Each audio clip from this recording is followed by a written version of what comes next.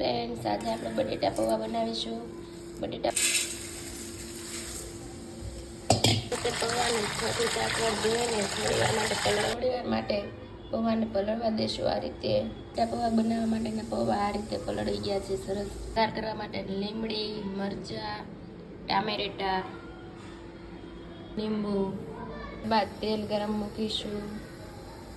તેલ ગરમ થયા બાદ તેમાં રાઈ, હિંગ, હળદર. તેલમાં સતળાઈ ગયા ત્યારબાદ તેમાં ટામેટા નાખી. ટમેટા સતળાઈ ગયા ત્યારબાદ તેમાં બટેટા નાખીશું. સ્વાદ અનુસાર મીઠું, ચમચો ખાંડ, જીરું પાવડર. શાકભાજીને થોડી વાર માટે તેલમાં સાતળવા દઈશું. ત્યારબાદ તેમાં લીંબુનો રસ,